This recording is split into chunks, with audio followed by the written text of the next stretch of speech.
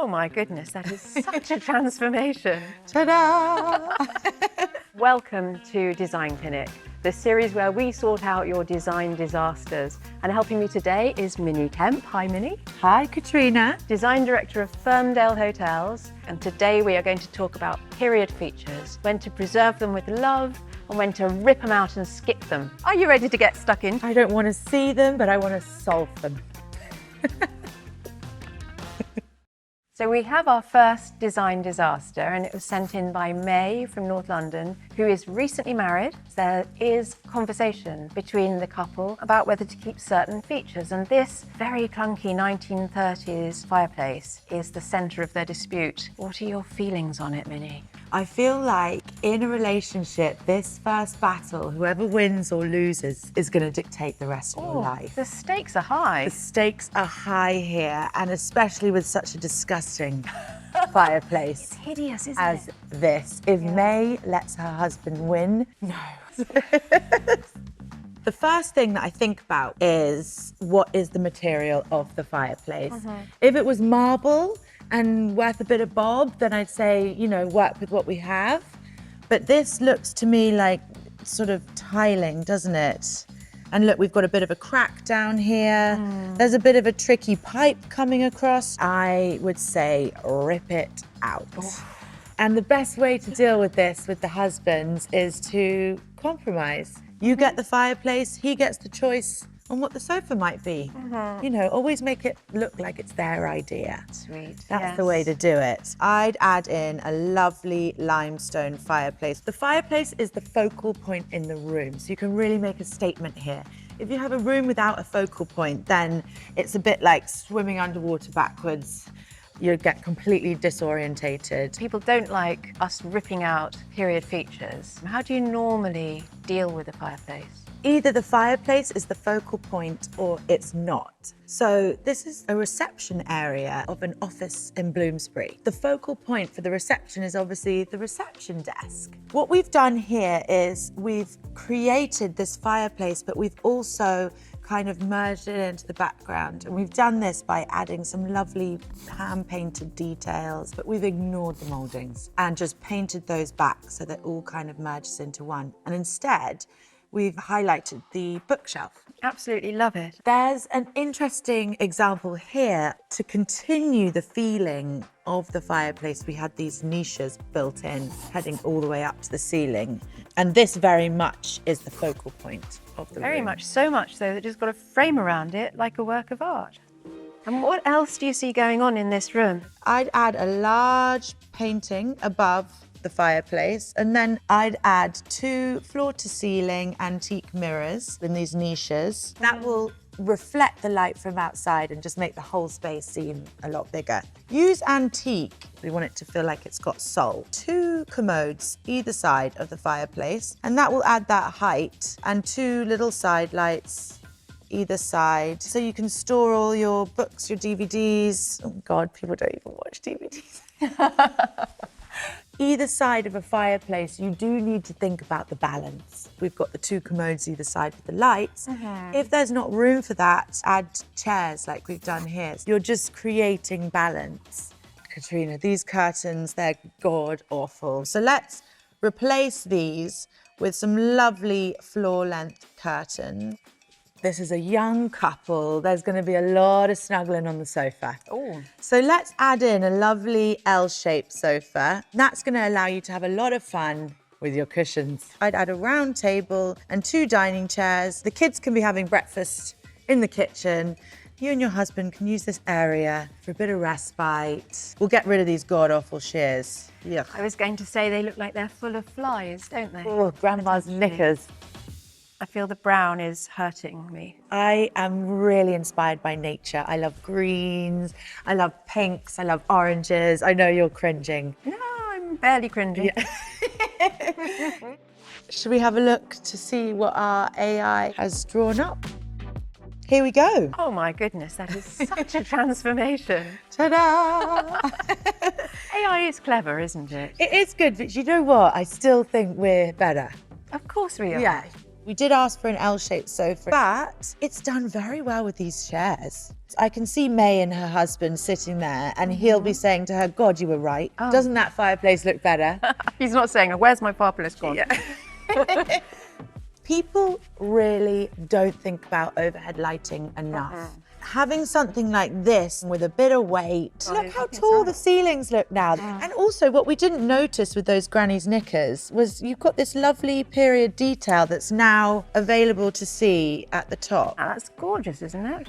You have solved this problem for a couple at war. Let's hope so. I always think adding colour into a space is definitely the tonic for long-lasting love. Oh. This next design disaster is from Tom. Tom and his girlfriend have moved in together. They pulled up the carpet and look what they found. It's a disaster. There's kind of a moat around the hearth. This is not good. I love the way that they've gone all guns blazing. They certainly have. Because there's nothing like a fresh canvas. They could have just peeled up a corner and had a look. I mean, what was there in the first place? Sometimes, if in doubt, rip it out. First of all, this wooden fireplace is screaming to be replaced, but Tommy, bless him, doesn't have the budget for this, does he? What we're going to have to do is we're going to have to work around the problems that we have. What's nice about this fireplace is it does have quite a wide mantle, which means that you can be, I mean, he's got his Volvic water bottles and things here, but you can be very adventurous with what you place on the mantle here. What is it, the saying? Make a silk purse out of a sow's ear? Oh yes, you make a silk purse. What we're gonna do is we're gonna add a club fender. Toodaloo. I think that was a really good musical impression of a club fender. These originated in probably the 18th century. The boys used to have their club fenders in their clubhouses, no girls allowed. Well, out with the old, in with the new. This is more of an old-fashioned club fender. The way that we've brought this into the 21st century is by using block colours. This fireplace is actually, it's not similar, but it had this wooden mantle around what was actually essentially a really ugly insert. So what we've done with the club fender here is we've made it all the way, but you can do one that's half the way. This is a much more contemporary club fender. Tom Faulkner designed this. It's powder-coated steel in this Mariposo colorway, which is very, very Beetlejuice. It goes from purple to green.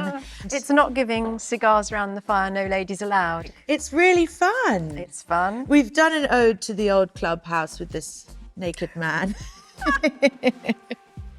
So the problem here was down to the ambition or lack of caution of Tom, don't you feel? Like he made a real hash of this. But ta-da! It's not bad at all, is it? It's not bad at all. We've saved the lovely wooden flooring. Yes. We've changed the colour of the fireplace to a lovely stone. So you can just use an old Farrow and Ball stone colourway. Nothing wrong with a bit of painted wood. And then this club fender is hiding a deep dark hole. They are functional little seats. Exactly, so you and I could sit either end and put the world to rights. I'm kind of tempted to have it in my house to keep the dogs off the fire.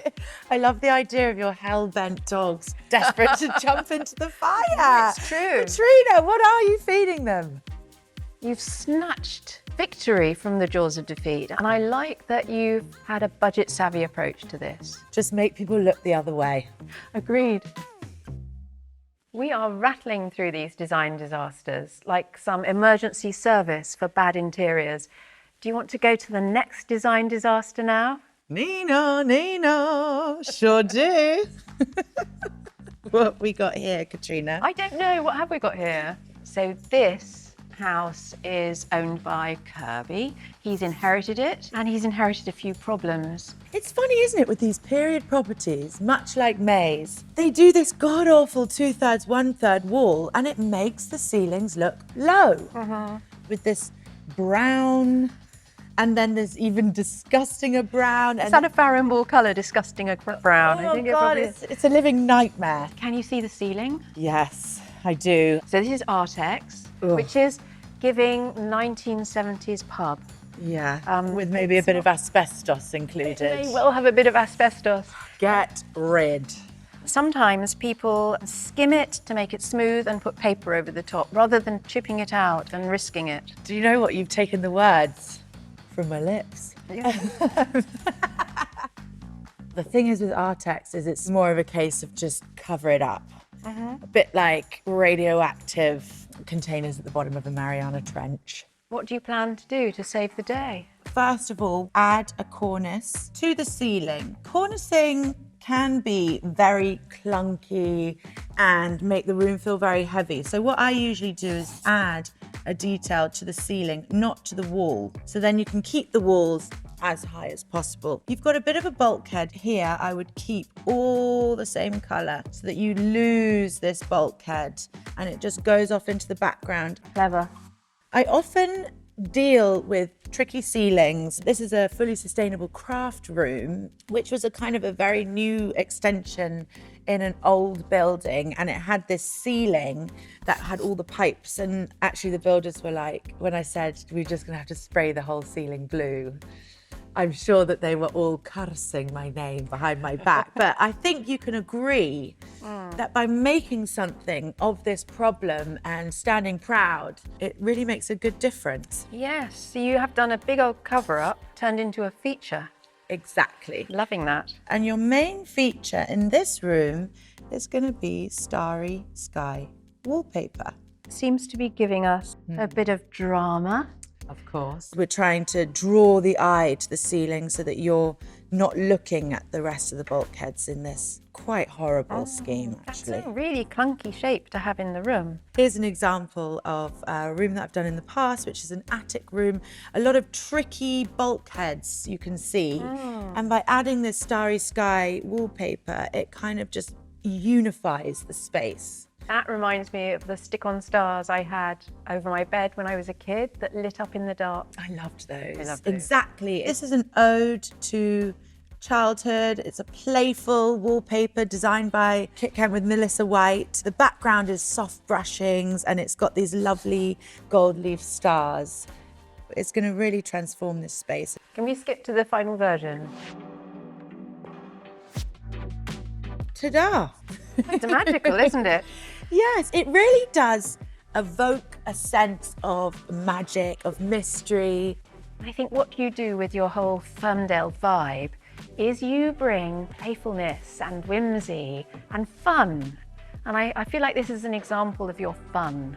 I don't think you should take things too seriously. You know, it's all about being playful, and especially in the bedroom.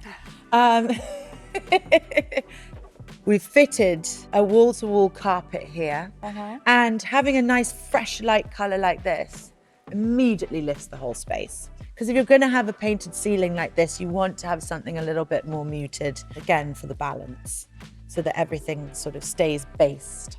It feels fresh instead of that horrible tobacco stain colour. Exactly. I think your lampshade here, you could go to Vaughan Lighting and they have these wonderful hanging lanterns that are in the shape of stars, which I love. Sweet. And you can choose whether you have kind of chrome finish or bronze finish or silver. That sounds expensive, but on the other hand, you have done quite a cheap fix with your quick fix of boarding it over and papering it. Sometimes there are things in a house that you cannot rip out because you'll get asbestos poisoning, for instance. And this has been changed into something that I feel is the highlight of the room now. Exactly. Let's forget this problem and just cover it up. So today we've been on a design roller coaster, taking in a horrible 1930s chimney piece, a very badly advised rip out, and an Artex ceiling which could have gone horribly wrong. And we've solved them all with thought to budget, design, and generally speaking, the harmony in the households. And thank you so much, Minnie, for taking us on that journey. Thank you for having me, and keep sending in your horrible design problems. Because I have to say, when I did first receive these, it was horrible. The shock. It is. Yeah.